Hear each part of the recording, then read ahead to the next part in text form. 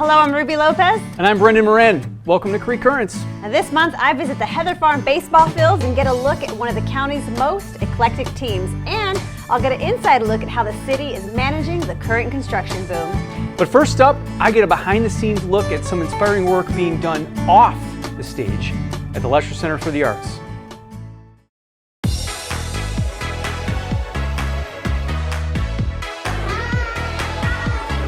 I'm here at the Lesher Center for a very special show where some new fans are getting to see a live theater experience for the very first time. Come on. We're delighted you're all here. Thank you so much for coming out. We have to thank the Diablo Regional Arts Association for helping many of you get here with their Arts Access program. So let's thank them.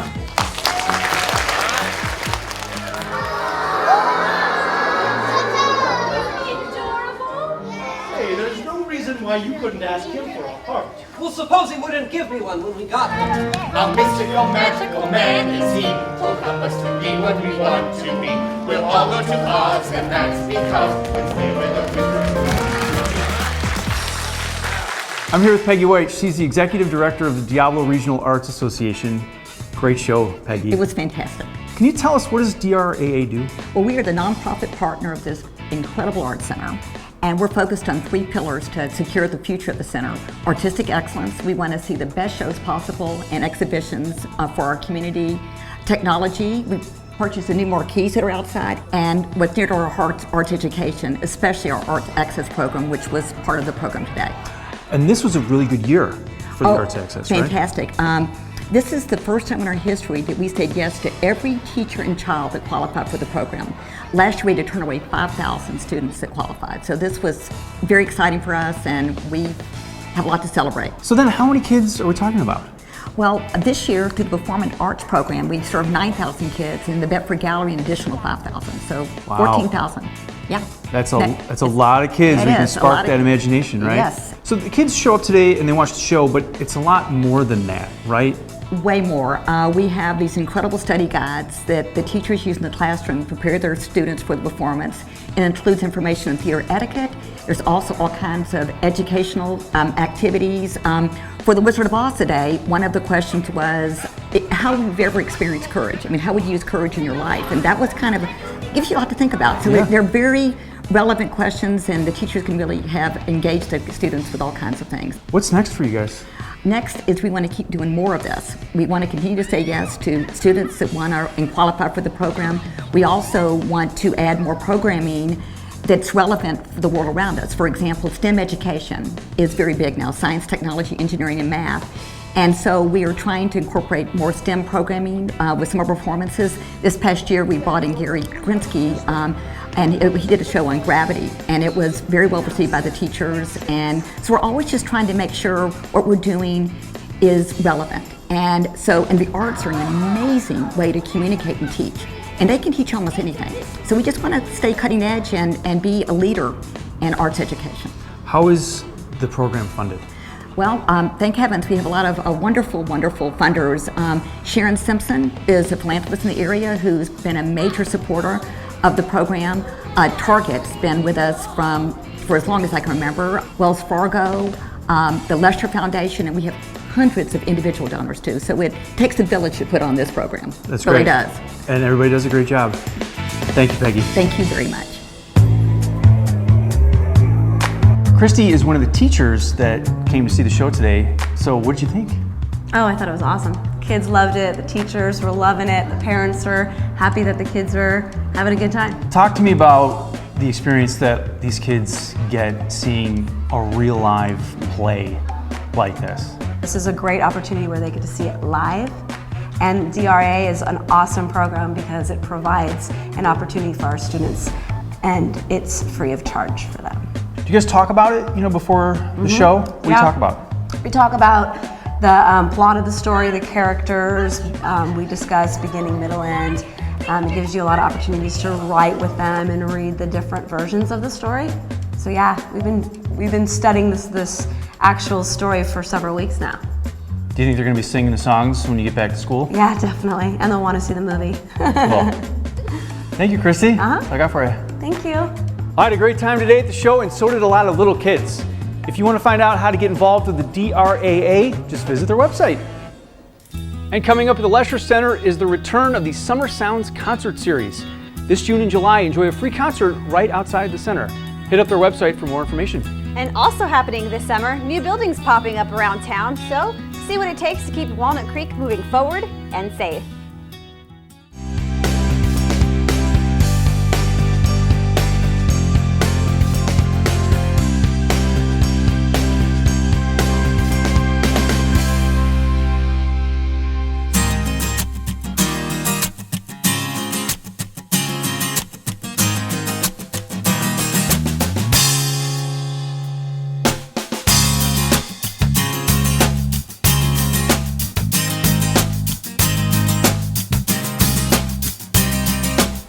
Hi, my name is Frank Luna. I'm the building inspection supervisor here for the City of Walnut Creek, inspecting one of our largest jobs here in the city, the Broadway Plaza Shopping Center.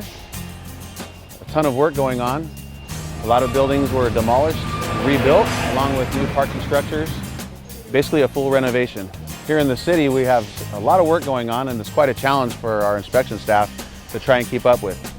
However, we do have a great staff that spends a fair amount of time inspecting these jobs to make sure that they comply with minimum code standards and to assure public safety. There is a lot built into these structures to try to maintain not just public safety, but earthquake resistance and wind resistance. On the former and future side of the Macy's men's store, it was recently demolished. And as you might imagine, in a setting like this where we're surrounded by buildings and busy streets and lots of pedestrian traffic, this is a great example of how city divisions and teams come together to create one good outcome.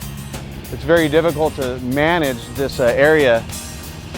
Case in point, large equipment being moved around, coming in and out of the job site while we're trying to keep stores open for shoppers.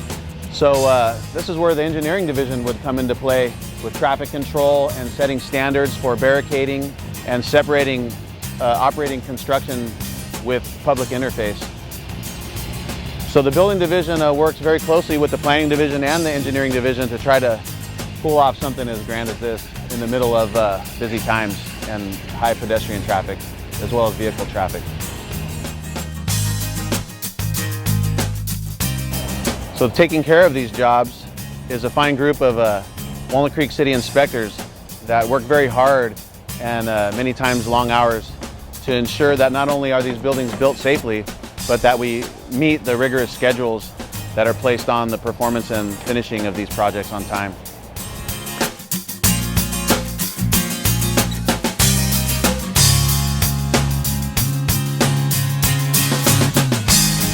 So this is another great example of how Walnut Creek works.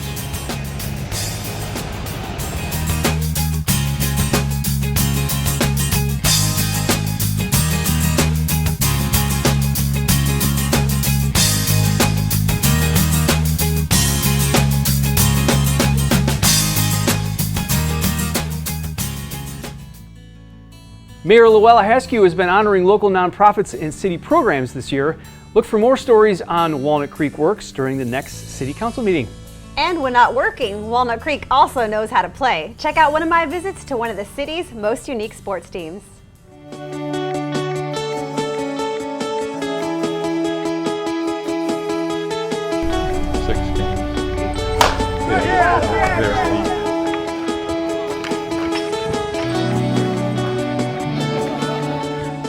I'm Ruby Lopez for Walnut Creek TV, and today we are here at Heather Farm Park to take in a game with one of Walnut Creek's most unique softball leagues.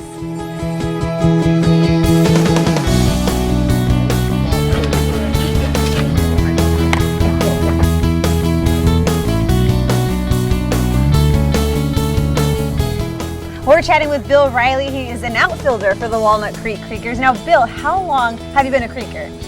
29 years. 29 years. Now, when did the Creakers start? 86. 1986. Okay, 1986. Okay, that's a good run. That's a good run. And how did you get involved? I saw an ad in the Contra Costa Times, a little paragraph saying that Walnut Creek Senior Center was recruiting for the co-ed softball team, so I called them, and that was it. It's pretty cool. So what kind of skill levels do they have here? The league you're looking at today is for the older guys that are kind of slowed down a bit. Tuesdays we have 2 leagues, one that's younger, faster, better, and then we have the American League, which is real young, real fast, real good. Okay. So whatever your skill level is, we have a place for you. Okay, and is everybody from Walnut Creek or? No. They come from everywhere. They drive in from Alameda and Hayward and Brentwood.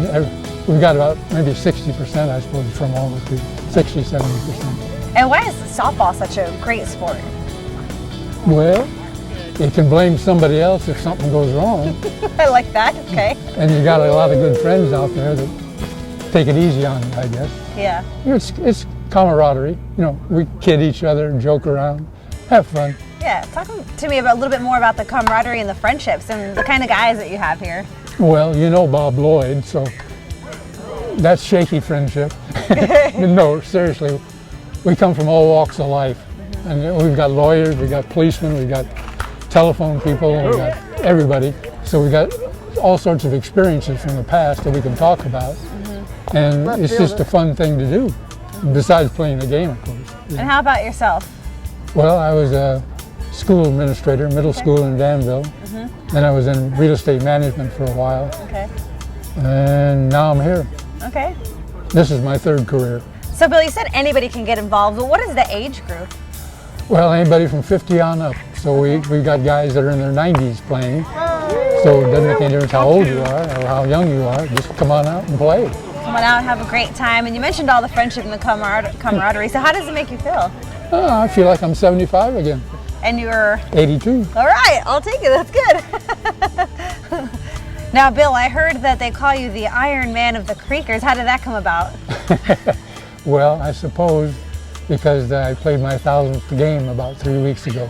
Okay. As a Creaker. Yeah. That's pretty fantastic. Yeah. 1,000 games. Do you know if anybody else has reached that milestone yet? No one has, no. Okay, that's pretty cool. You're having a lot of fun if you're sticking around for 1,000 games then, Yes, Bill. 1,000 times fun. Yeah.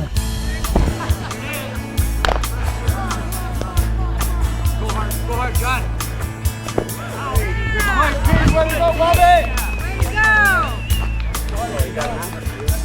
Way to go. Good play. Good play.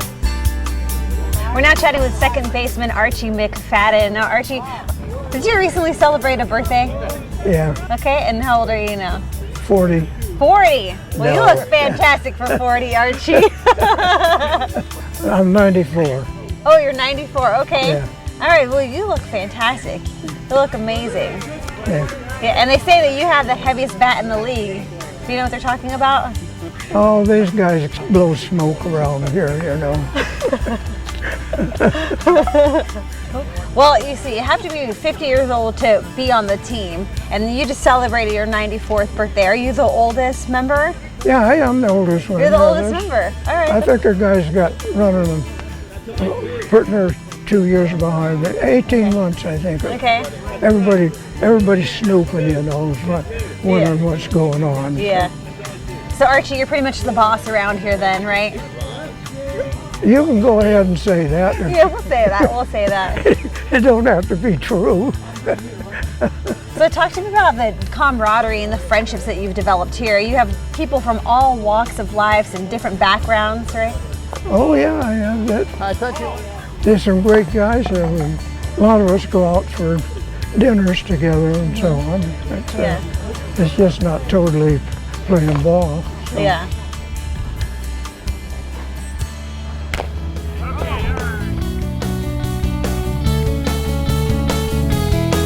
How about if there's people out there watching and they'd like to maybe get involved with the Creakers?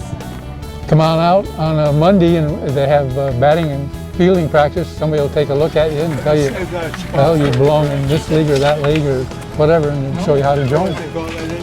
Well, I'd say today with the Walnut Creek Creakers was a home run. Now, if you'd like some more information on how you can get involved, make sure you give a call to the Walnut Creek Senior Center. And now, batter up.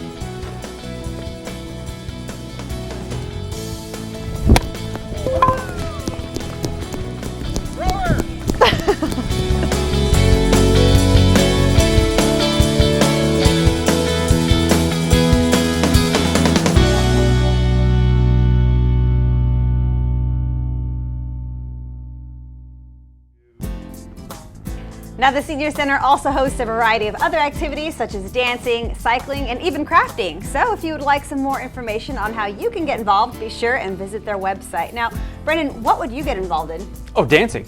Dancing, that's a good one. No question.